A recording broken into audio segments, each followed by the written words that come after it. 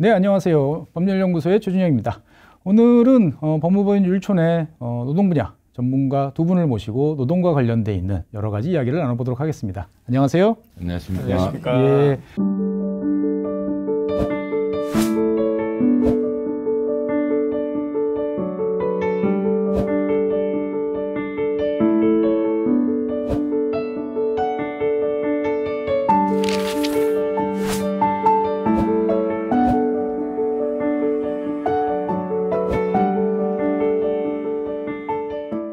오늘 나와주신 두 분께서는 먼저 이병철 변호사님. 네. 네.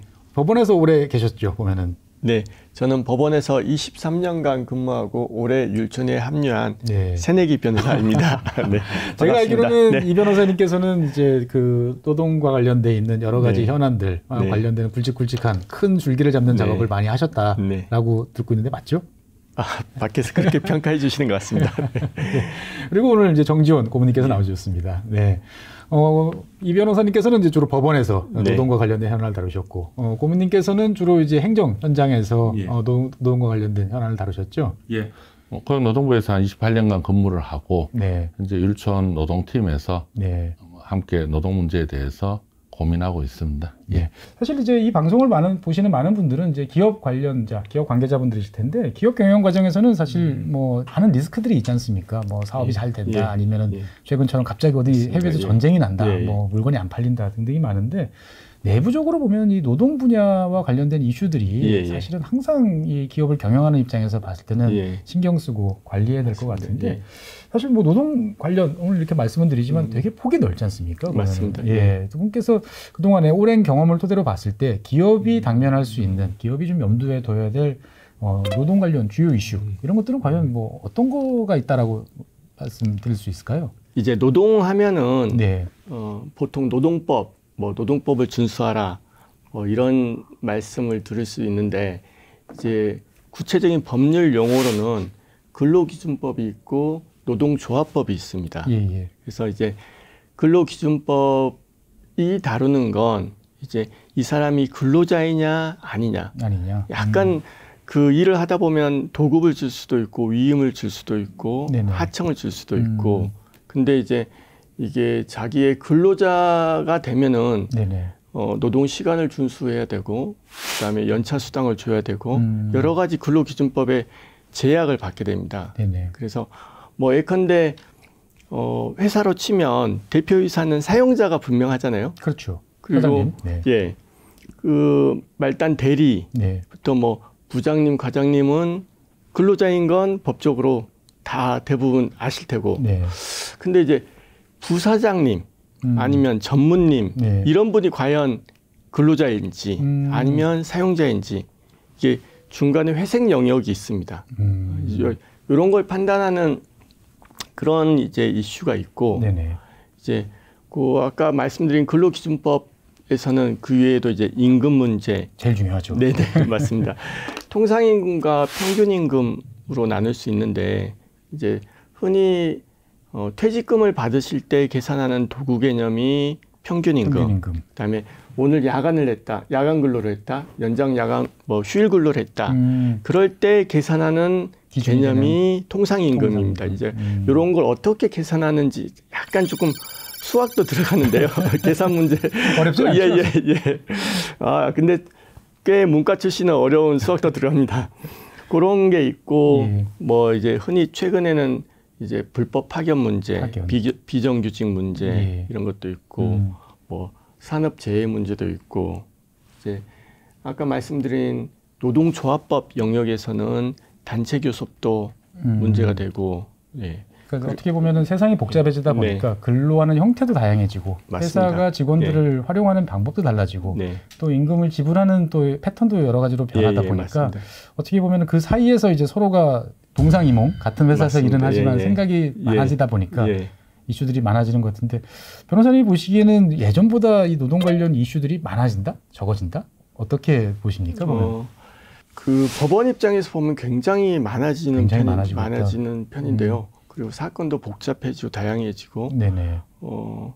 예를 들면 이제 대법원에서 노동 사건만을 전담해서 연구하는 재판 연구관이 있는데 네네. 예전에는 2명, 3명이었는데 한 4년 전, 5년 전에 6명으로 늘고 작년에는 8명까지 늘었습니다. 이야, 그러니까 몇 배가 기하급수적으로 지금 노동 사건에 대한 수요는 굉장히 네. 늘어나고 이슈도 늘어나고 법원의 판결도 네. 많이 다양해지고 다양해지고 복잡해지는 상황입니다. 어떻게 보면 기업들 네. 입장에서 봤을 때는 노동 관련, 그러면 뭐 임금, 뭐 파견, 뭐 그냥 몇 가지 이슈라고 봤는데 점점 네. 복잡해진다라는 걸 항상 염두에 둬야겠군요. 네, 예상치 맞습니다. 못한 일이 벌어질 네, 수 네. 있다라고 예. 보여지겠고, 고모님 같은 경우는 어떻게 보면 주로 이제 사건 사고와 관련된 사항들이 많은데, 이 주요 이슈들이 어떤 것이 있을까요? 보면은 이 변호사님께서 이제 상세히 설명도 드렸지만 노동시장 자체가 굉장히 이제 다양하게 변화하고 있습니다. 네, 좀 전에 저희들이 한 직장에서 함께 일하던 그러한 형태의 이제 시장 구조가 아니고 점차적으로 수요자와 뭐 공급자도 굉장히 다변화되고 네네, 다양한 형태의 직장 자체도 이제 굉장히 변화하고 이동을 하게 되는 그런 상황에서 뭐 플랫폼도 등장하고 예, 예. 그러다 보니까 말씀하신 대로 가장 최근에 이슈되는 부분은 이 변호사님께서도 좀 회색 지대라고 말씀을 하셨는데 네네, 근로자인지 사장님인지 를 알 수가 없는 겁니다. 자영업자인지 예, 예. 자영업자인지 근로자인지 알 수 없는 영역, 그리고 이 사람에 대한 고용주가 누구인지도 헷갈리게 되는 경우가 많습니다. 네네. 그러니까 이제 배달 라이더 같은 경우에도 대표적인 경우죠. 제가 원하는 음식을 누가 만들고 누가 나에게 제공해 줘서 내가 그 서비스를 뭐 향유하게 되는지에 대해서 다른 부분들이 이제 흔히 특수형태 근로종사자라는 네. 이름으로 있지만 어찌되었든 노동법, 전통적인 노동법의 바깥 영역에서 일하는 분들도 많아지고 그분들에 대해서 어떻게 자리매김하고 어떠한 이제 권익을 보호해 줄 것이냐. 네네. 그러면 그 권익은 누가 보호해 줄 것이냐라는 부분에 대한 이슈들도 있고요.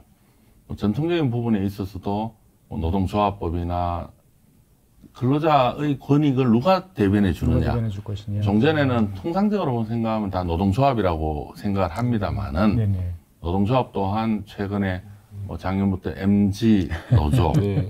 그리고 노동조합은 좋은데 전통적인 기존의 노동조합은 싫다. 네. 그러면 누가 나의 권익을 대변해 주는 기구가 될 것인가?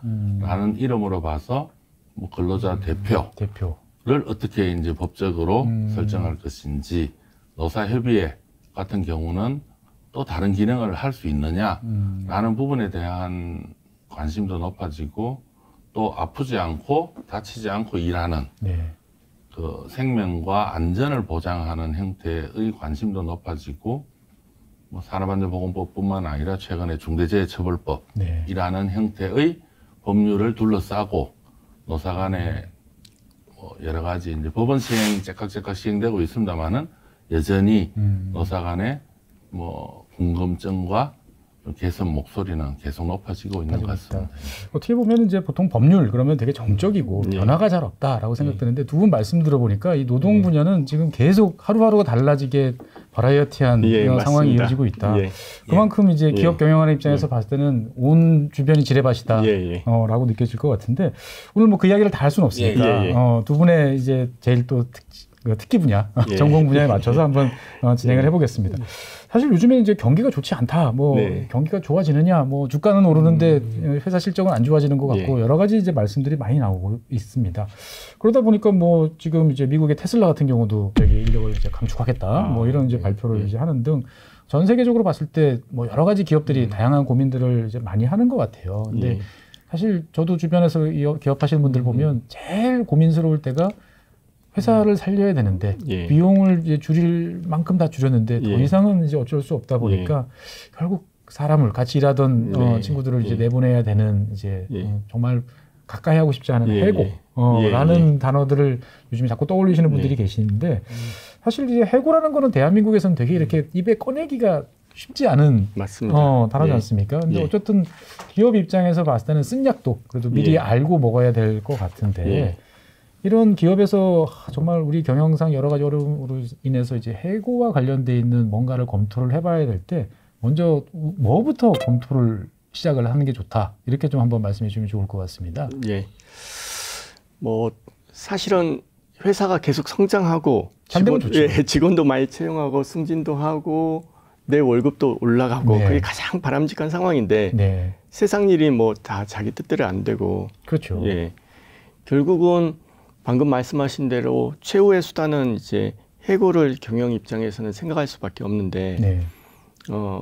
이 해고를 이제 경영자 입장에서 해고를 생각할 때는 내가 하는 해고가 무슨 해고인지부터를 먼저 판단을 해야 됩니다. 해고의 종류를 맞습니다. 분명히 구별을 예. 해야 되는군요. 그러니까 이 해고를 할 때 이 사람이 어떤 무슨 회사 돈을 횡령했다든지 성희롱을 했다든지 그렇게 하는 가장 전형적인 징계 해고가 있을 수 있고요. 네네.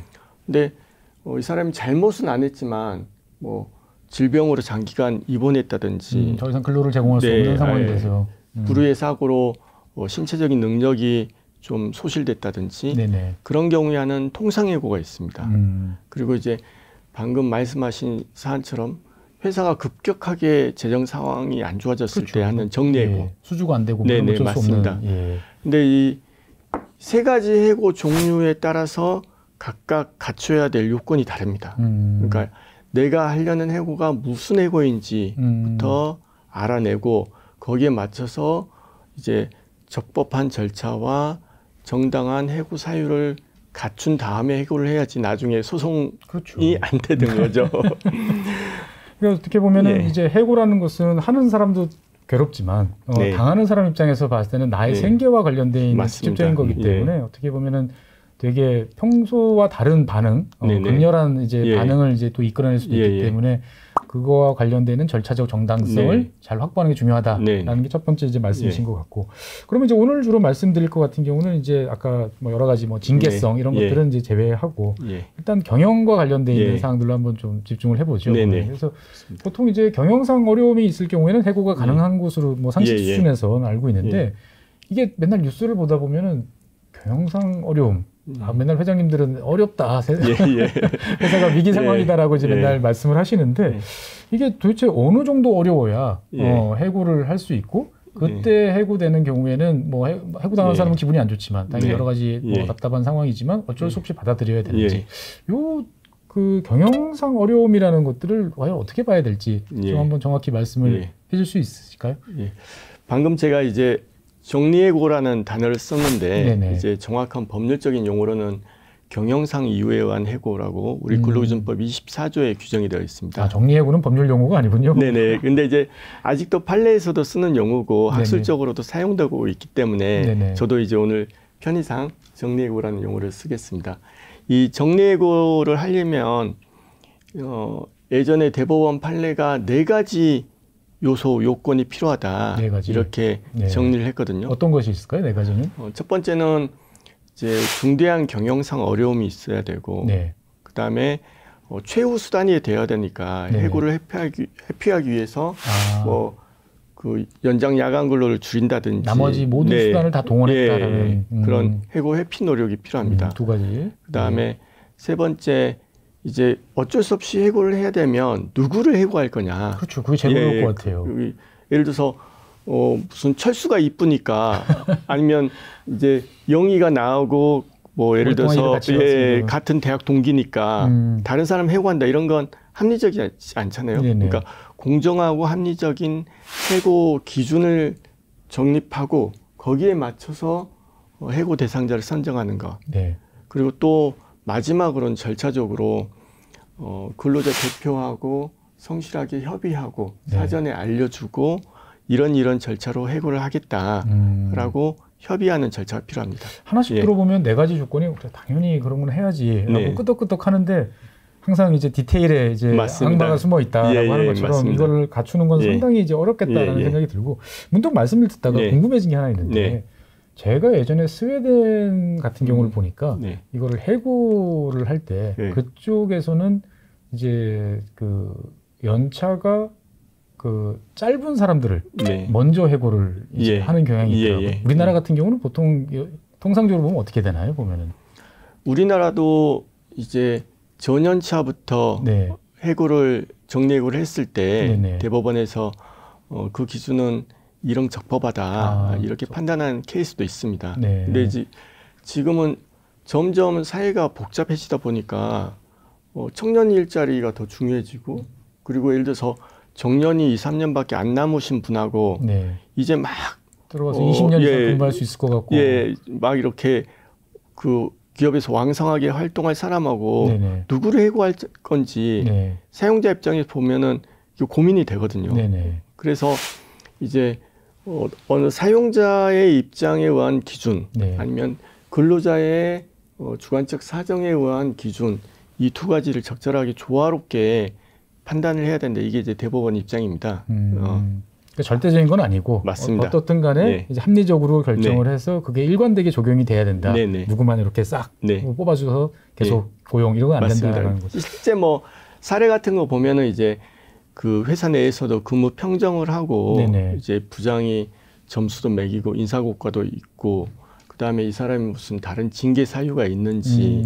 그 다음에 또 가장 중요한 건 어떤 다양한 사업 그 영역이 있을 때 회사가 여러 사업을 하는데 특히 이 A라는 사업 분야가 어려워졌다. 네네. 그러면은 요 A 사업 분야에 해당되는 근로자를 우선적으로 또 해고 대상자로 삼아야 되고 네.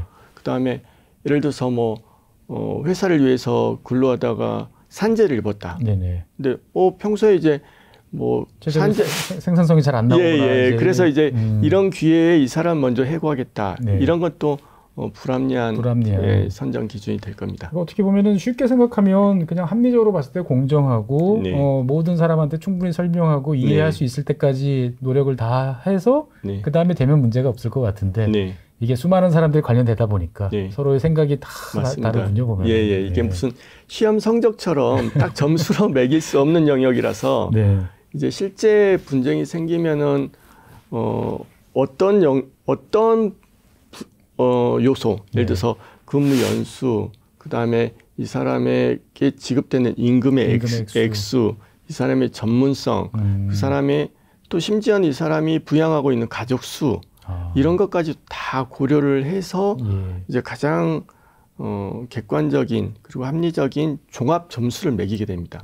그래서 이제 그 점수 기준이 과연 타당한지 법원에서 서로 싸우게 됩니다. 타당한 것을 둘러싼 또 여러 가지 갈등은 뭐 피할 수가 없다라고 맞습니다. 볼 수가 있겠고 최근 들어서는 이제 사실 이제 미국 같은 경우는 이제 레이오프 뭐 해고하면 대량으로 이제 뭐 500명, 1000명씩 뭐 어떨 경우는 뭐 5000명씩 이렇게 해고하는 경우도 있는데 우리나라 같은 경우는 이제 그렇게는 이제 안 되지 않습니까? 그러다 보니 주변에서도 이제 많은 기업을 경영하시는 분들이 이제 처음에는 일을 열심히 잘했던 것 같은데 이제 한 7, 8년, 한 10년 차쯤 되니까 이제 점점 일을 안 하는 흔히 말하는 이제 저성과자라고 보통 부르시더라고요. 이런 맞습니다. 분들을 이제 뭐 보직도 바꿔보고 뭐 다른 인센티브 좀 줘보고 이렇게 했는데 이게 안 된다.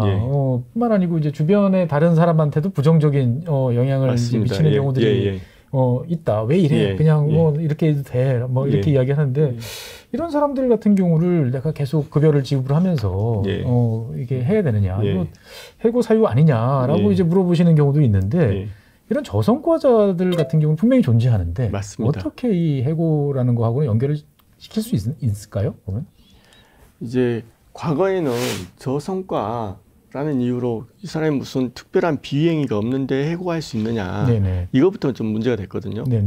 이제 뭐 해고의 그 징계해고, 경영상의 정리해고, 그거 위에 아까 통상해고라고 말씀드렸는데 이 통상해고 중에 그 한 해고 유형이 이 저성과자 해고입니다. 저성과자. 이거에 관해서 2021년도에 대법원에서 명확하게 법리적으로 판단 기준이 나왔습니다. 어떤 기준이요? 결론은 저성과자도 해고할 수 있다. 다만 두 가지 판단 기준이 필요한데 이번엔 또 두 가지군요. 네, 맞습니다. 이것도 뭐 이제 추상적인 용어인데 이제 구체적인 판단을 할 때는 이제 여러 가지 뭐 디테일한 증거도 살펴보게 하겠지만 첫 번째는 이 사람이 저성과자가 진짜 맞냐? 회사가 그냥 찍어서 미우니까 제 일 못하는 애 이렇게 하면 안 된다라는 거죠. 그래서 이제 공정하고 객관적인 기준에 의한 성과 평가가 있었는지 두 번째는 일시적으로 좀 예를 들어서 슬럼프가 있을 수도 있고. 컨디션이 안 좋아가지고. 예, 맞습니다. 딱 그 순간만 보면 이 사람이 저성과자인데 네. 전체적으로 길게 보면 여러 가지 퍼포먼스가 좋을 때도 있고 있지 않습니까? 그래서 이제 상당한 기간 동안 계속 저성과가 유지되고 그 다음에 도저히 개선 여지가 없는 정도. 개선 여지가 없는 정도. 예, 요 두 가지 요건이 필요한데 이제 구체적으로는 이 사람이 어떤 전문성을 가지고 있는지, 네네. 그 다음에 이 사람의 저성과의 정도.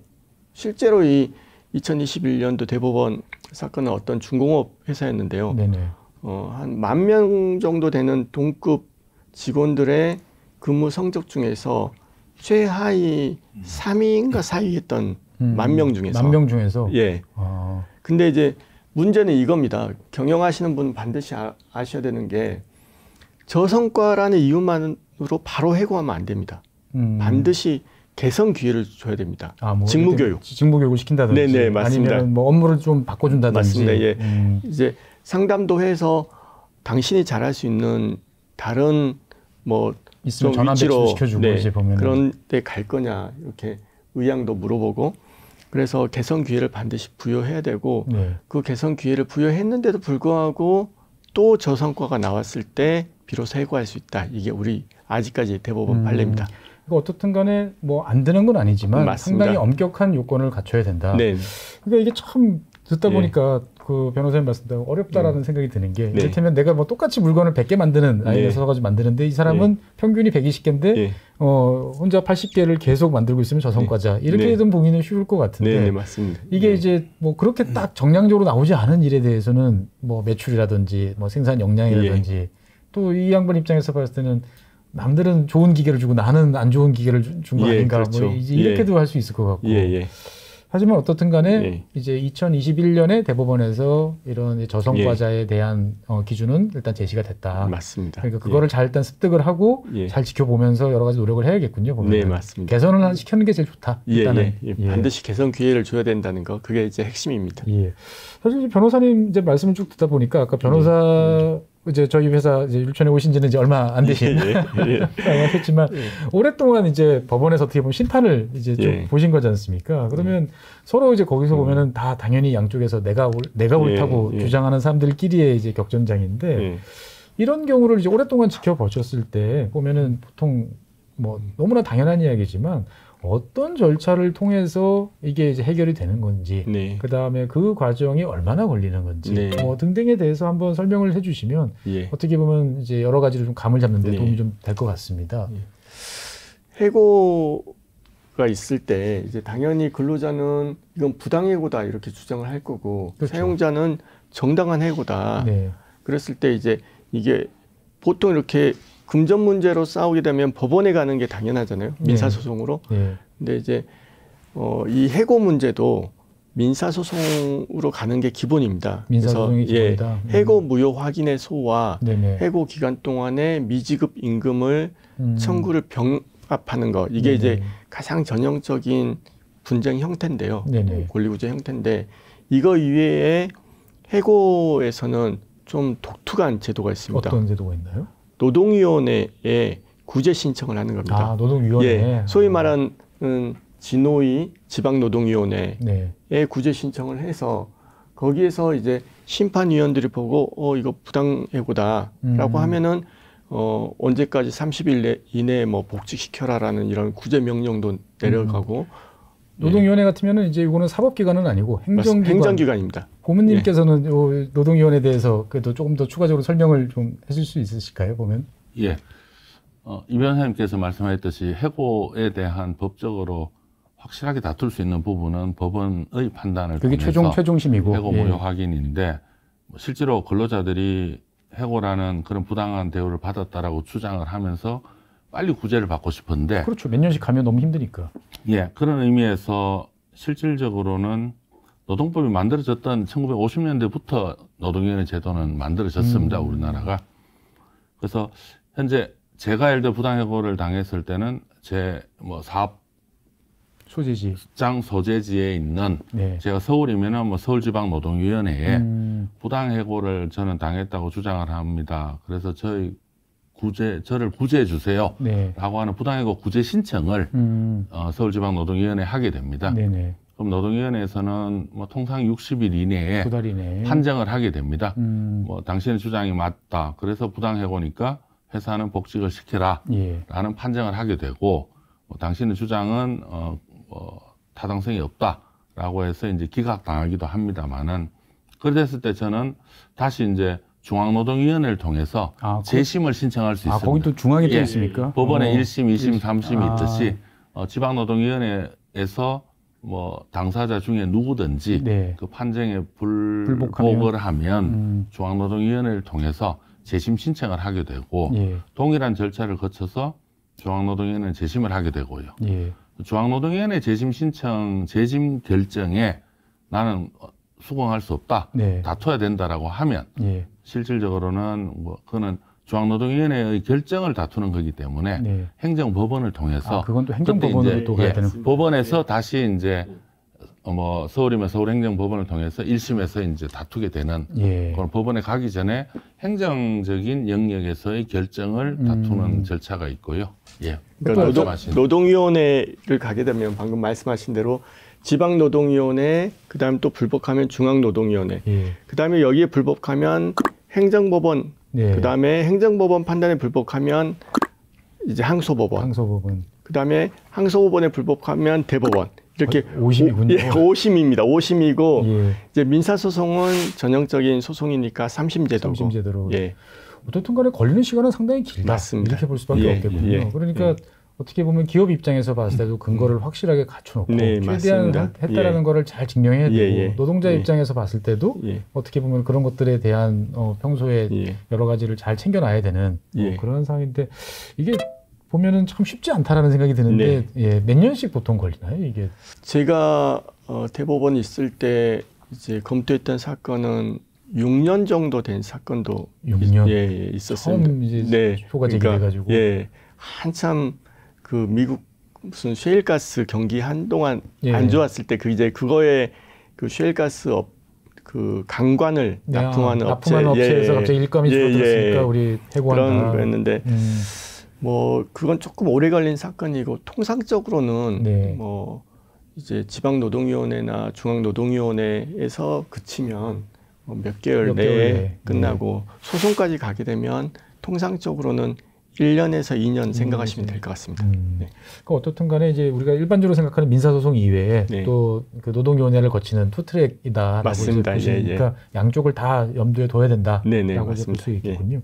그리고 이제 최근 들어서는 이제 그 신문이나 이런 곳을 보다 보면은 뭐 이러이러한 기업에서 희망퇴직을 뭐 10년 만에 뭐 신청을 받고 있다. 뭐 그리고 이제 조건도 뭐 이렇게 나옵니다. 보통 보면은 뭐 통상 뭐 기본급의 뭐 몇백 프로 몇 년치 뭐 이런 식으로 이제 나오는데 그래서 보통 보면은 이제 이런 것들이 다 인력 감축을 위한 이제 비용 절감 뭐 이런 목적으로 이제 희망퇴직을 한다. 그래서 그래 희망퇴직이니까 명목상 들어보면은 이제 희망이니까 내가 당신한테 그동안 앞으로 줄 임금까지 미리 챙겨줄 테니까 나가시는 게 어떻겠습니까?라는 거라서 이거는 별로 문제가 없을 것 같다. 합의 안 하면은 안 나갈 수 있는 것 같으니까. 근데 희망퇴직 같은 경우도 이게 기업 입장에서 봤을 때는 신경 쓸 뭐 사항들이 법률적으로 좀 있을까요? 뭐 이제 법률 외적으로는 사실은 적절한 보상 방금 말씀하신 대로 이제 뭐 700%냐 500%냐 그건 이제 정책적으로 노동자하고 협의할 문제고 그게 합의만 되면 법률적으로는 아무 문제가 없습니다. 유효한 거니까요. 근데 이제 문제는 이게 희망퇴직인데 진정한 희망이냐 너 진짜냐 희망을 가정한 해고냐가 실제 소송에서 많이 다퉈집니다. 본인이 원해서 근로관계를 종료하는 거에는 두 가지가 있는데요. 하나는 이제 근로자가 스스로 이제 나는 이 회사 떠나겠다 하고 하는 사직이 있습니다. 그다음에 법률적으로는 내가 이제 회사를 그만두고 싶은데 사용자한테 동의를 구하는 합의 해지의 청약이 있습니다. 이제 요건 법률적으로 조금 테크니컬한 건데 이 철회를 할 수 있느냐 없느냐의 차이거든요. 나 이제 네. 안 하겠어. 나 생각이 네. 바뀌었어. 이렇게 그러니까 이야기할 수 있는. 욱해서 사표를 던졌는데 네. 다음날 생각해 보니까 이거 아닌 것 같아. 예, 마누라한테 혼나고 사표 다시 돌려주세요 했을 때 네. 이제 합의해지의 청약인 경우에는 처리를 할 수가 있는 겁니다. 그렇죠. 근데 사직은 처리가 안 됩니다. 사직은 예. 함부로 던지면 안 돼요. 네, 그러니까 사표를 던질 때도 쓰실 때 근로자 입장에서는 네. 합의해지에 청약을 합니다. 이렇게 쓰면 조금 네. 유리하고 아이고야. 그렇지 않은. 예. 어떻든 그런 경우는 큰 문제가 없습니다만 네. 희망퇴직 같은 경우는 중요한 거는 이게 진짜 희망인지. 네. 아닌지. 그래서 이제 그 사직서를 제출하게 된 경위라든지 아니면 일괄 사직서를 다 받아가지고 선별적으로만 수리한다든지 뭐 아니면은 어쩔 수 없이 사직원을 제출하게 좀 강요를 한다든지 네네. 이런 경우에는 진정한 사직이 아니고 희망퇴직이 아니고 이건 사실상 해고다. 해고다. 그래서 그 소송 기간 전체 뭐 1년이면 2년 동안 임금까지 네. 전부 다 사용자가 소급해서 지급해야 되는 그런 케이스도 있습니다. 그러니까 어떻게 보면 양쪽의 합의 보면 네. 나는 이제 근로자 입장에서 봤을 때는 목돈을 네. 챙겨서 뭔가 새로운 일을 이제 준비를 할 시간도 벌고 네. 나쁘지 않아. 금액 사실 총액으로 보면 만만치 않은 금액이니까. 맞습니다. 예. 그런데 이제 그 와중에서도 중요한 거는 이제 진짜 의지냐라는 예. 것들을 이제 확인하고 예. 그것들에 대한 논란이 없도록 잘하는 예. 게 중요하다라는 예. 문제일 것 같고 사실 이제 변호사님과 더불어서 이제 해고와 관련된 이야기를 여러 가지 쭉 했는데 대한민국 같은 경우는 사실은 어떻게 보면 직장인으로서 급여를 받는다는 것은 나의 생계를 이제 회사에 의탁을 하고 맞습니다. 서로가 이제 예. 근로를 제공하는 대가로 이제 받는 예. 건데 해고라는 예. 걸 보면 일단은 이제 나 죽는다라는 이 감정적인 요소가 이제 되게 앞서는 맞습니다. 것 같아요. 예. 보면은 그러다 예. 보니까 사회적으로도 예. 어떻게 보면 다른 나라와 좀 다른 특성이 있는데 예. 그러니까 어떻게 보면 감정이 앞서다 보니까 문제가 좀 예. 복잡해진다라는 예. 얘기가 많이 나오는데 이런 거를 사실 준비하는 입장에서 보면 상당히 이제 괴롭지만 네. 어떻게 보면 회사가 안 좋은 상황이니까 이거를 이제 준비를 할 텐데 예. 그럼에도 불구하고 이제 제일 뭐 여러 가지 사항들 법률적으로 준비해야 네. 될 뭐 서류라든지 양식이라든지 이런 건 있겠습니다만 예. 제일 중요한 것은 어떤 준비고 그 다음에 이거를 정말 결정을 하고 시행을 할 때 이제 기업 경영자 또는 실무 담당하시는 분이 이제 염두에 두셔야 될 거는 뭘지에 대해서 한번 또 말씀해 주시면 좋을 것 같아요. 일단은 법률적으로는 이제 절차적 정당성을 갖추는 게 가장 중요하니까 네. 해고 예고를 한다든지 30일 전에 네네. 아니면 꼭 급하게 해고를 해야 될 것 같으면 해고 예고 수당을 지급한다든지 아니면은 또 최근에 법원에서 그 문제가 많이 되는 게 근로기준법 27조의 해고의 서면 통지거든요. 반드시 문서로 이렇게 반드시 그래서 이제 카톡으로 문자 안 됩니까? 예, 문자 안 됩니다. 그동안 뭐 수고하셨습니다. 네. 문자로 보내면 안 되고요. 반드시 서면이어야 되고. 네. 근데 이제 이메일로 보내면 그럼 요즘은 뭐 그렇죠. 편지 안 쓰니고 뭐 사무실도 많지 않습니까? 예. 그래서 이메일은 되느냐 이런 게 또 문제가 됐고 대법원은 원칙적으로는 반드시 서면이어야 되지만 평소에 이메일로 소통해 왔고 뭐 그런 여러 가지 사정이 있다면 이메일도 허용된다. 대신 제한적일 수밖에 없으니까 여러 가지를 고려해. 네, 맞습니다. 그리고 또 한 케이스에서는 이제 근로자가 자기가 이제 해고 당할 사유가 있다는 걸 아니까 해고 서면 통지를 안 받는 거예요. 계속 수령 거부. 예, 수령 거부. 그런 경우에는 해고 서면 통지를 사진으로 찍어가지고 그걸 문자로 보냈는데 그것까지는 허용된다. 이런 판례도 있습니다. 했는데 수령을 거부한 사람한테는 어떻든 문자는 뭐 자기가 거부할 수가 없으니까. 하여튼 이거 위에도 뭐 시기의 제한이라든지 여러 가지 절차적 정당성을 확보하는 걸 늘 염두에 두셔야 되고요. 그러니까 사용자나 기업하는 사람들은 이 근로자는 분명히 무슨 비행위가 했으니까 아니면 성희롱을 했으니까 잘라야 되겠다. 동료 근로자들은 도저히 이 사람은 같이 근로 못한다고 한다. 그러니까 너무 정당하다고 생각해서 절차를 안 지키는 경우 나중에 공경을 치를 수가 있습니다. 그러니까 그 정당하다고 생각하는 거는 경영자 또는 이제 이거를 결정하는 의사결정권자의 입장일 뿐이지 법원의 판단은 다를 수가 있기 때문에 물론 어느 법이나 마찬가지겠지만 이 해고 노동과 관련돼서는 절차적 정당성 증빙 이런 걸 잘 갖추는 게 중요하군요. 그리고 또 한 가지만 추가로 말씀드리자면은 이제 늘 소송이나 분쟁을 염두에 둬야 됩니다. 뭐 이 직원하고 제가 10년 동안 같이 근무했기 때문에 네. 서로 좋게 대화로 풀자. 이렇게 하는 건 이제 과거의 문화이고 예. 지금은 반드시 아. 그런 사전에 이제 원만하게 협의도 하고 정중하게 요청도 하고 해야 되겠지만 네. 그것과 별개로 항상 증거 자료를 문서로 남겨놓는 그런 게 반드시 필요합니다. 그러니까 결국은 소송까지 갈 거다라고 네. 생각을 하고 준비를 이제 해야 맞습니다. 되고 혹시나 안 가게 되면 다행스러운 일이고 네네. 가게 되면 이제 그때까지 준비해 놓은 걸 토대로 해서 네. 차근차근 임해야 된다. 예, 예.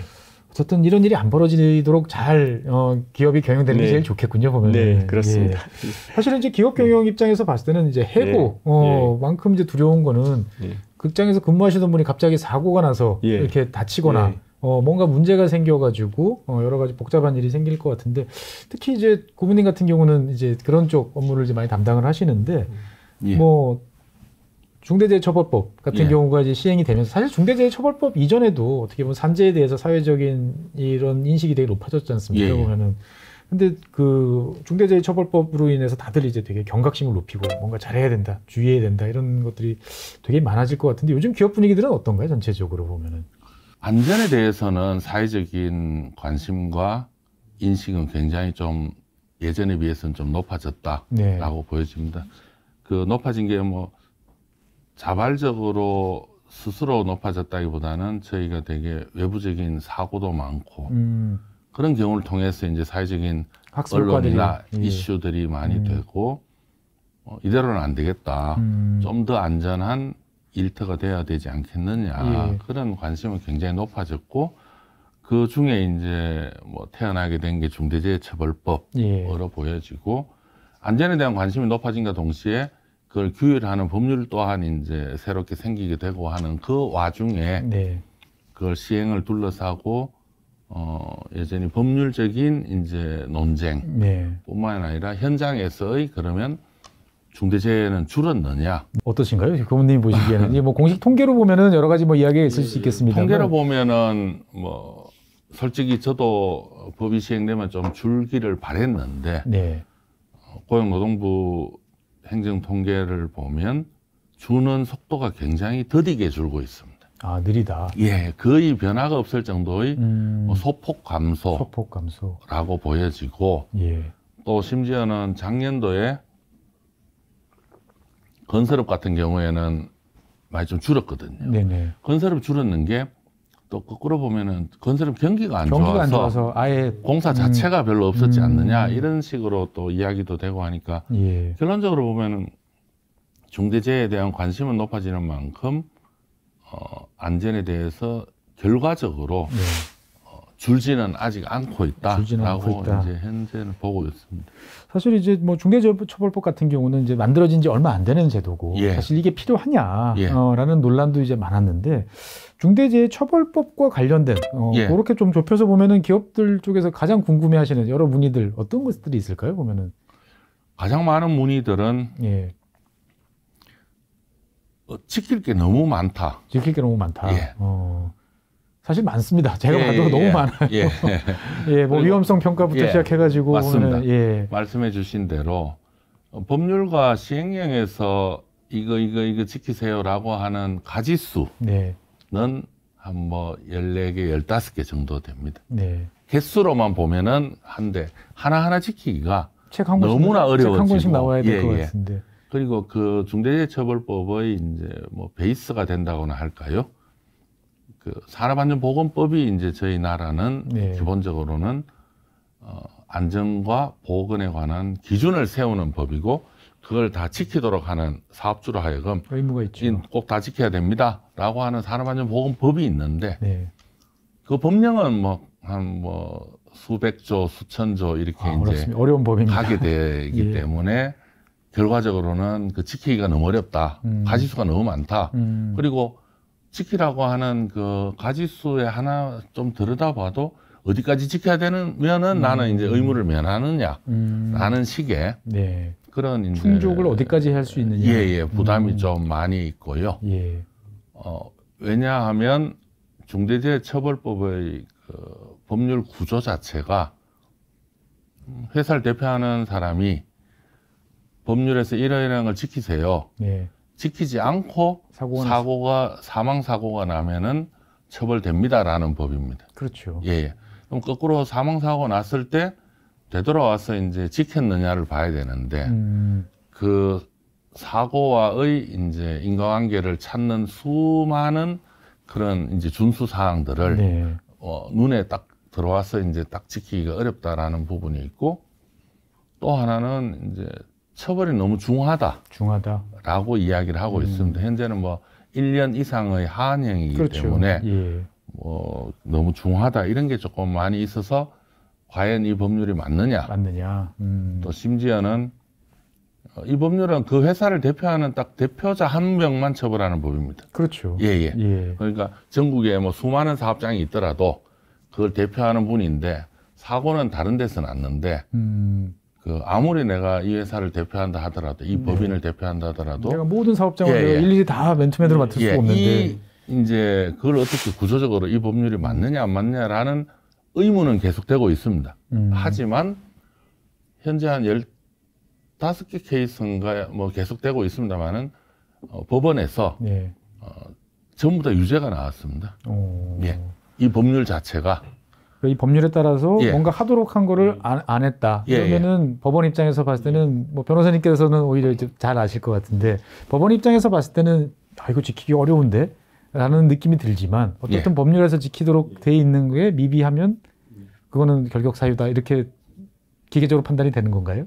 규범적으로 지켜야 되는 것들을 지키지 않았을 때는 처벌하도록 돼 있기 때문에 어쩔 수가 없다. 그건 입법 사항이고 이제 뭐 현실에 맞게 준수 사항을 고친다든지 하는 건 입법의 영역이지만 현재 규정되어 있는 어떤 안전 의무라든지 안전 보건 체계를 제대로 준수하지 않았을 때 이게 중대재해와 상당 인과관계가 있다 이렇게 판단이 되면 법원 입장에서는 유죄를 안 할 도리가 없다. 어떻든 간에 뭐 중대재해처벌법 자체에 대해서 논리는 되게 많지만 어떻든 간에 현장에서는 그래도 이거를 지키려고 노력을 하고 있고 맞습니다. 하지만 그 사이에 너무나 현실적으로 어려운 것들이 존재하는 것은 많다. 근데 하지만 어떻든 사고 나면 상당히 지금 엄격하게 법원에서는 판결이 나오고 있다. 이렇게 봐야 되겠군요. 그래서 보면 뭐 많은 분들이 이제 중대재해처벌법 이꼬르 사업주 처벌 이렇게 이제 보는데 현재까지는 다 그런 식으로 지금 진행이 되고 있는 거죠, 보면은. 사고가 났을 때 먼저 그러면 그 수사하는 이제 입장에서 어떻게 접근을 하는가 하면은 중대재해처벌법에 있는 의무를 지켰는지 안 지켰는지를 먼저 들여다보지는 않습니다. 먼저는 아니고. 우선적으로는 산업재해에 해당되느냐. 산재에 해당되는 여부를. 그러니까 뭐 전혀 이제 관계없는 사망인 경우. 그렇죠. 아무리 작업장 내에 이루어졌더라도 일과 관계없는 재해냐 아니냐를 먼저 구분을 해야 되는 거로 봐서 산업안전보건법을 먼저 보게 됩니다. 산업법이 먼저 적용되고. 그러니까 산업안전보건법 위반과 중대재해처벌법 위반을 동시에 이제 수사는 하는데 중대재해처벌법에 대한 입증을 하기 위해서 산업안전보건법에 해당되는 위반 사항이 무엇이냐라는 것을 보게 됩니다. 예를 들어 뭐 작업 지휘자가 있어야 되는데 지휘자 없이 일을 했다거나 뭐 아무런 계획서도 없다거나 뭐 안전장비를 갖추고 일을 해야 되는데 그걸 갖추지 않고 일을 했다거나 하면은 산업안전보건법에 해당 조항이 다 위반이 됩니다. 위반이 되면 위반을 확인하면 그 다음에 중대재해처벌법상 그러면 위험 요인이 있었는데도 점검을 안 하고 개선을 안 하고 일을 했네요 라거나 아니면 안전관리자나 이런 사람들이 평가를 안 했네요. 그 작업장에 일하고 있는 종사자분들의 의견을 듣지 않았네요. 그 도급인 경우에 그러면 수급인, 협력업체나 수급인이 제대로 안전에 대한 그런 장비나 의무를 갖추지 않았다라는 거를 뭐 평가를 안 했다거나 알면서도 그냥 방치했다든지 도급을 줬다거나 라고 하는 경우에 해당하는 조항의 위반 조항을 이제 근거로 이제 뭐 사법 절차에 들어가게 되는 그런 게 됩니다. 그러니까 항상 위에는 이제 산안법이 존재를 하고 그게 이제 우선이고 그 다음에 이제 중처법이 이제 적용이 되는 이런 이중 구조군요, 보면. 그래서 2차적 인과관계로 이야기를 많이 하는데 뭐 제가 중대재해처벌법에 규정하고 있는 아까 말씀드렸듯이 이제 그 좀 복잡하고 다양한 가지수를 하나도 안 지켰다. 네. 안 지키고 있는데 사고가 안 났다라고 하면 중대재해처벌법은 전혀 관계가 없는 사고가 안 나면 예. 의무를 먼저 지켜라라는 법은 아닙니다. 산업안전보건법은 다릅니다. 그렇죠. 무조건 지켜야 되는 예. 거고. 사고가 나지 않더라도 네. 산업안전보건법은 지키라고 했는데 안 지키면은 처벌이 될 수 있는데 예. 중대재해처벌법도 다른 영역이기 때문에 그런 의미에서 말씀하신 대로 그 인과관계를 이제 이중적인 그 인과관계를 타고 들어와서 네. 그 위법성 여부가 판단이 되는 거로 알고 있습니다. 아까 이제 몇 건의 이제 실제로 예. 법원에 다루는 사례들이 있다라고 말씀하셨는데 예. 혹시 뭐 말씀해 주실 사례들 어떻게 좀 소개할 만한 사례들이 있을까요? 보면은 예. 현재 한 15건의 이제 뭐 유죄 판단 중에 대체적인 양형은 네. 징역형과 집행유예를 동시에 이제 선고를 하고 있습니다. 예. 하지만 딱 2건은 네. 실형이 그대로 나왔습니다. 그대로, 예. 최근에 나온 실형은 징역 2년이 이제 현재까지는 가장 높은 이제 형이었고요. 예. 작년도에 판단이 된 형은 경남 함안에 있는 예. 한국제강이라는 회사에서 발생한 중대재해 사고입니다. 이거는 2심까지 대법까지 가서 다 확정이 된 확정이 됐군요. 내용입니다. 두 번째, 세 번째 정도 되는 선고였는데 실형이 이제 나온 경우입니다. 결국 이제 한 업체 원청이 있고 협력업체 도급을 준 형태고 네네. 수급업체 근로자가 사망을 하게 되었습니다. 뭐 크레인 작업 중에 네네. 뭐 방열판이 떨어져서 거기에 이제 추락이 그거로 인해서 이제 사고가 발생한 경우인데 원청 대표이사에게 네네. 실형 1년을 이제 선고하면서 기본적으로는 작업 계획서가 없었다. 그리고 그 안전에 관한 종사하는 사람들의 원청뿐만 아니라 이제 수급업체가 네. 평가를 제대로 못했다라는 내용인데 실형에 이르게 된 가장 큰 원인은 이 회사가 최근 수년간 동종전과로 또 사고도 있었고 그 사고로 인해서 산업안전보건법이나 관련 법령에 의해서 형벌도 받았고 네. 라는 식의 이제 흔히 얘기하는 검찰과 고용노동부의 각종 산업안전 근로감독이나 네. 그런 부분에서 적발이 되고 형사처벌도 되었음에도 개선의 여지가 없이 또 사고가 재발되었다. 누범에 해당되는 거죠. 라고 하는 부분이 이제 있어서 그 이후에 그 이제 실형 선고 케이스가 네. 상당히 산업 현장 내에서는 동종전과라는 게 이제 굉장히 중하게 법원에서는 양형 기준에서 네. 보고 있다라는 부분은 확인이 되었습니다. 어떻든 간에 이제 과거 사례 케이스까지 다 염두에 두고 이제 판결이 내려지다 보니까 내가 만약에 사업장에서 예전에 이런 걸로 뭐 지적이라든지 뭐 위반 사례가 있었다라고 하면 훨씬 더 신경을 많이 써야 되는 이제 그러한 맞습니다. 상황이 됐군요.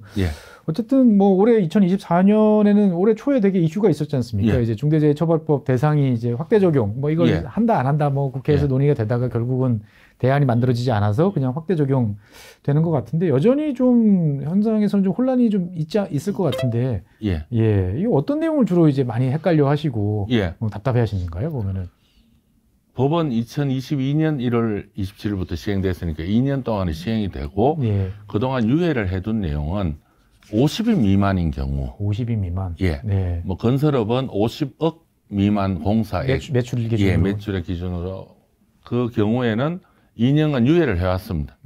유예 시점이 끝나고 이제는 이제 금년 1월 27일로 되돌아가면 그때 시행을 해야 된다라는 게 이제 한데 50인 미만에서 이거를 지킬 수 있는 여력이 없습니다라는 목소리가 굉장히 높았습니다. 사실 맞는 것 같아요. 저도 이제 그 기준이나 가이던스 이렇게 보면은 야, 이거는 웬만한 대기업들도 정말 많은 인력과 비용과 시간을 투자해야 지킬 수 있을 것 같은데 맞습니다. 야, 50인이면 정말 힘들겠다는 생각이 좀 많이 들었습니다. 해결하기 힘든 딜레마 중에 그 중대재해의 80%는 50인 미만에서 납니다. 그렇죠. 그러면 이 법률이 누구를 위한 법률인 거냐? 사고를 예방하기 위한 법률이라면 50인 미만에도 어찌 보면은 좀 적용을 해서 이 법률을 시행함으로써 사고를 예방을 하는 측면이 있다면 네. 법률은 시행돼야 된다라는 식의 이제 원칙이 있고요. 네네. 말씀하신 대로 원칙론이고. 예. 50인 미만인 경우에는 그럼 중대재해처벌법에 있는 각종 의무 규정을 지켜서 좀 더 안전판을 더 두텁게 하려면 단순히 이제 뭐 사업주의 의지뿐만 아니라 인적으로 우수한 안전 인력을 확보를 해야 됩니다. 안전 담당, 예. 안전 전문 인력을 확보해야 되고 작업장을 개선을 해야 됩니다. 다 돈이지 않습니까? 예. 그래서 인력을 어떻게 확보할 것이며 거기에 필요한 아니면은 시설 투자나 장비를 갖추는 그런 재정이 예산이 있느냐. 네. 결과적으로 인력과 재정과 네. 의지가 합쳐져야만 이 법률을 제대로 지킬 수 있는데 네. 50인 미만 영세 사업장이 과연 하고 싶어도 할 수가 없어요. 네. 사람을 구하고 싶어도 우리 회사에 누가 오겠어요. 맞습니다. 안전관리자 인건비도 엄청 올랐더라고요. 예. 그 인건비가 오르면 이제 안전 전문가 입장에서는 좀 더 큰 회사를 가고 싶어 할 그렇죠. 것이고 원청으로 가고 싶어 하고. 구하고 싶어도 구하지 못하는 그런 현실적인 게 굉장히 이제 뭐 목소리도 많이 나왔고 그 현실성도 많이 인정이 되어서 네. 각종 중소기업 단체에서도 국회에 수많은 건의를 하고 지금도 보면은 예, 중소기업 회관 가면은 이제 맞습니다. 예, 걸려 있고 그러는데. 정부 여당에서도 2년간 더 유예를 할 필요가 있다라는 식으로 의견이 있었고 야당에서도 유예 필요성은 인정하는데 나머지 이제 다른 조건들이 있다라고 해서 뭐 금년 초에 여야간 협상을 해서 네. 조금 결말은 맺지를 못하고 현재 시행은 됐다는 그런. 이게 엉거주춤한 상태가 지속되고 맞습니다. 있다라고 볼 수 있겠군요. 그렇습니다. 사실 뭐 말씀해주신 사례가 저희 집 근처에 딱 있습니다. 어떤 한 현장은 정말 초대형 건설 현장이에요. 그러니까 좀 과하다 싶을 정도의 각종 안내원, 통제원 그 안에서도 아주 거대한 사이즈의 글씨들, 뭐 작업 중지권을 행사하세요. 그것도 뭐 한국어뿐만 아니고 다른 이렇게 있는데 바로 길 건너에는 소규모 이제 건설업이 있는데 여기는 아무것도 없어요. 정말 야 이렇게 어떻게 같은 건설 현장인데 이렇게 다를까 싶었는데 어떻든 사고가 나면 지금은 동일하게 일단 50억이라는 기준을 넘어가면 뭐 중대재해처벌법 50억 당초에 이제 유예를 할 때 그 법률은 5인 이상만 됩니다. 5인 이상을 원칙적으로 적용을 하고요. 2년 동안은 50인 미만과 50인 미만 동등한 기준을 해서 50억 미만의 건설업을 했는데 이제 유예 조항이 없어졌기 때문에 건설업 같은 경우에도 공사 금액과 관계없이 이제 상시 근로자 숫자로 카운트하게 됩니다. 그러면 정말 소규모 건설 현장 같은 경우에도 이제는 중차법 처벌 거의 적용이 된다고 봐야 됩니다. 이렇게 되면 건설업은 상당히 어떻게 보면은 관계자분들은 신경을 곤두서고 하루하루가 참 어렵다라는 생각이 들 수밖에 없겠군요. 보면. 맞습니다. 왜냐하면 아까 말씀드렸듯이 현재 많이 좀 줄었다 하더라도 한 뭐 580, 90명의 아까운 그런 이제 생명이 이제 재해로 사망을 하게 되었습니다. 그 중에 50%는 건설업입니다. 절반이 건설업. 중대재해 사망자 수의 50%는 건설업에서 나오게 되고, 나머지 또 28%는 제조업에서 나오게 되기 때문에, 실질적으로 건설업 같은 경우에는 굉장히 이제 뭐, 안전과 직결되어 있는 그런 이제 업종으로 봐야 됩니다. 여러 가지 말씀을 쭉 해주셨는데 어떻든 간에 그래도 법은 이제 만들어졌고 시행은 됐으니까 지키려고 이제 노력은 이제 해야 될 것 같은데 일단은 뭐 새롭게 이제 난 그동안에는 2년 유예고 앞으로 유예될 거야 라고 해서 신경을 안 쓰고 있다가 이제 갑자기 적용 대상이 이제 됐다라고 보면 여러 가지 사항들이 되게 많지 않습니까? 보면은. 근데 그러면은 제일 먼저 어떤 것부터 좀 신경을 쓰고 이제 고려를 하는 게 좋을까라는 질문도 사실 종종 있을 것 같아요. 모든 걸 다 하면 좋겠지만. 맞습니다. 어찌 보면 안전을 지키는 알파에서 오메가는 위험성 평가입니다. 작업 현장마다 회사마다 위험성 평가의 기준과 폭은 다를 수 있습니다. 위험성 평가는 말 그대로 우리 작업장에 우리 일터에 위험 요소가 어디에 있는지를 이제 들여다보자라는 거죠. 미리 스스로의 눈으로 한번 잘 봐라. 기존에 사고가 났던 부분과 그리고 또 소홀히 하는 부분, 그리고 또 장비가 노후화돼서 좀 사고가 날 우려가 있는 부분들에 대해서 위험성 요인을 사전에 점검을 하자라는 게 위험성 평가의 이제 본질이고요. 평가를 통해서 위험하다라고 일정 기준 이상, 야, 이거는 더 이상 이 정도는 괜찮네. 이거는 더 이상 이제 작업을 못하는 정도다라고 판단이 되는 위험 영역이 있다면 그 영역은 반드시 이제 고친 다음에 작업이 들어가야 되고 하는 게 위험성 평가의 부분이고, 좀 세부적으로 들어가서 가장 뭐 영세한 사업장에 계신 분들이라도 꼭 지켜야 되는 부분들은 작업 계획서를 갖춰야 됩니다. 작업 계획서를. 예, 작업을 할 때 작업 계획서를 가지고 작업이 이루어져야 됩니다. 오늘 뭐 회사에 공장에 생산을 할 때도 오늘 생산량은 뭐 A 품목 100개, B 품목 50개 이렇게 하듯이 작업에 들어갈 때는 작업 계획서는 반드시 있어야 됩니다. 오늘은 어떤 공정을 어디까지 한다.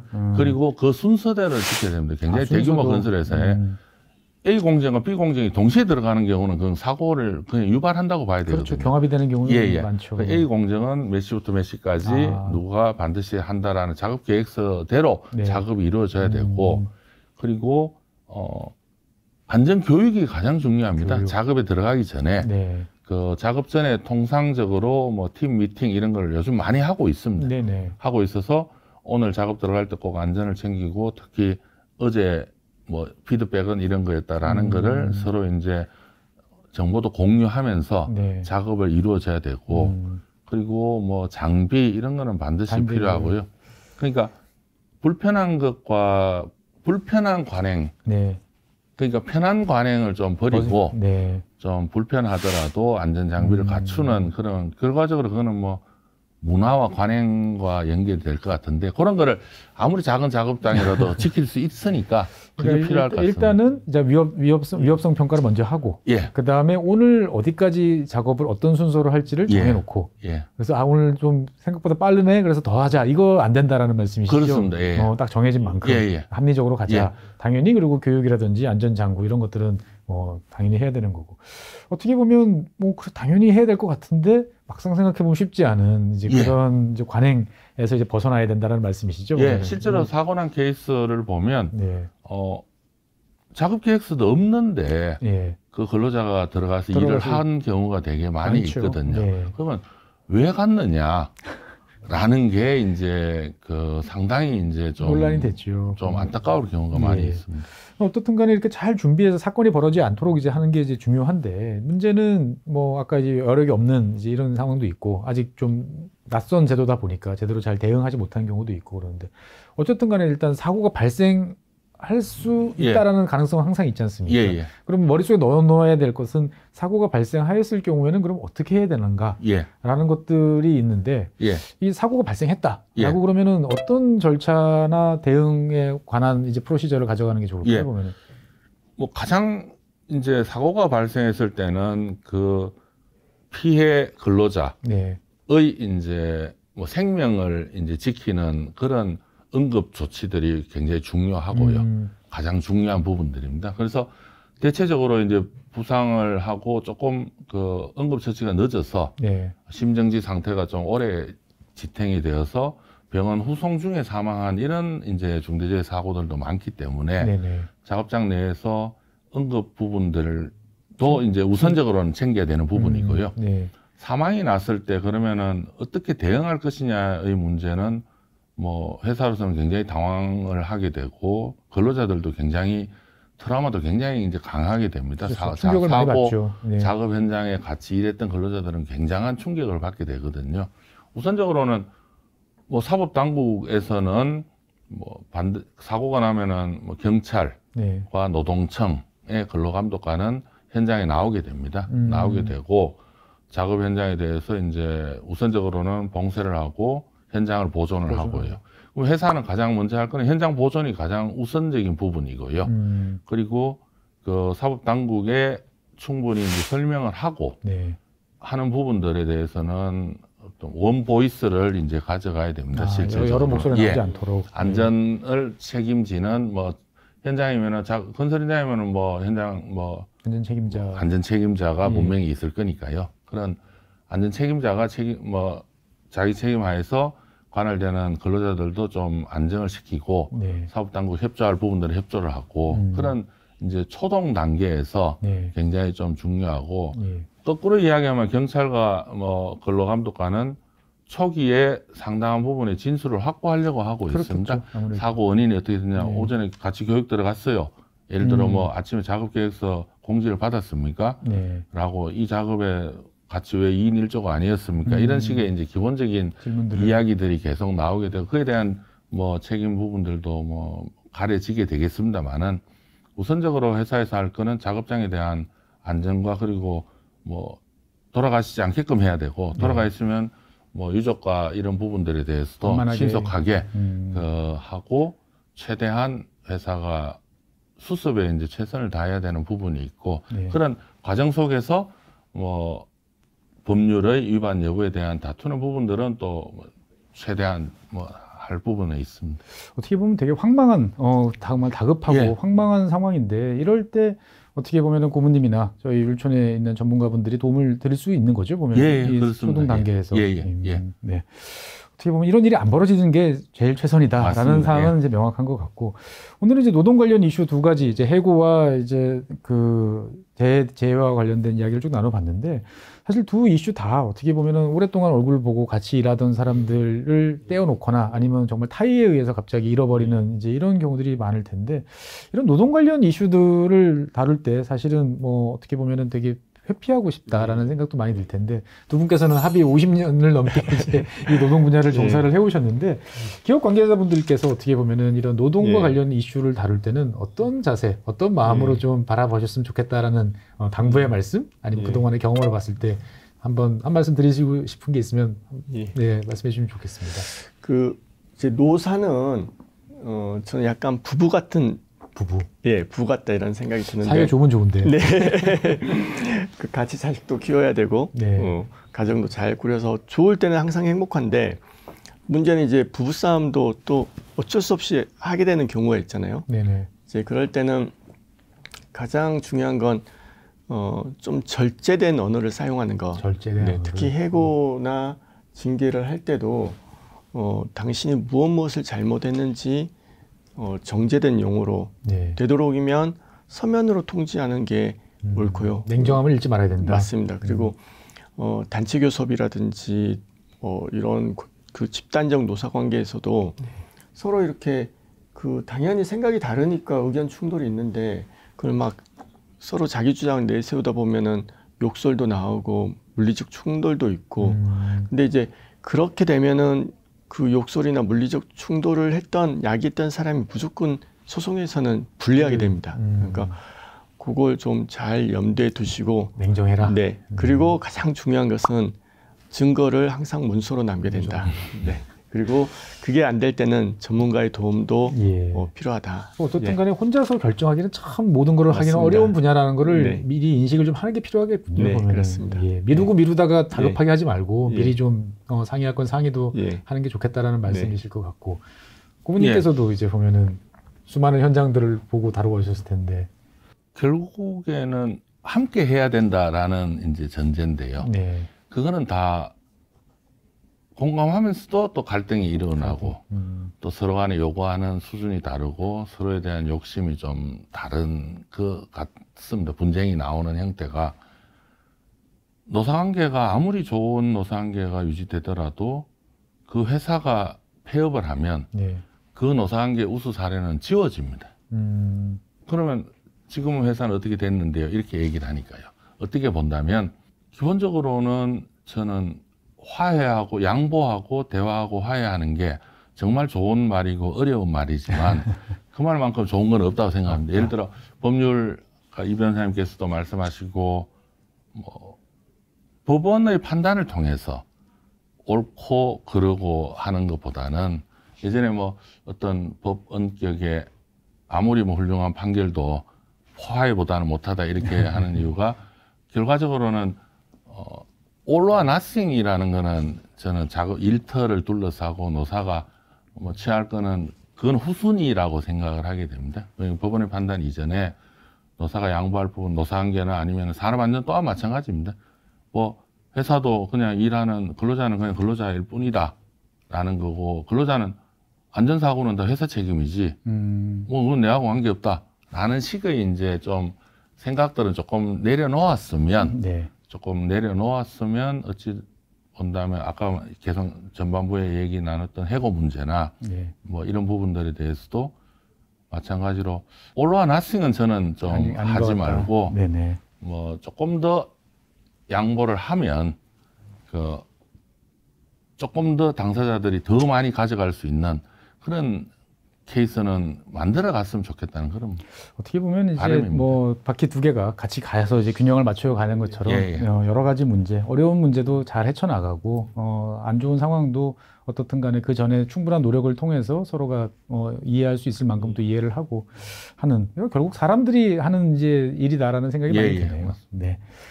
네, 오늘은 법무부인 율촌의 노동 분야 전문가 두 분을 모시고 노동과 관련돼 있는 어떻게 보면 껄끄럽지만 항상 준비해야 될 두 가지 사안들에 대해서 이야기를 나눠봤습니다. 여러분들께서 보시고 좀 뭐 궁금하신 사항들이 있으면 저희한테 연락을 주시면 오늘 나와주신 두 분을 포함한 저희 전문가분들께서 잘 대응을 해주시리라 믿고요. 평소 연락이 없다 하더라도 꺼리낌 없이 연락을 주시면 저희들이 잘 대처를 할 수 있도록 최선의 지원을 다할 것을 약속드립니다. 오늘 나와주신 두 분 대단히 감사하고요. 네, 저희는 법률연구소는 다음에 다른 시간 더 좋은 주제로 여러분들을 찾아뵙도록 하겠습니다. 고맙습니다. 예, 감사합니다.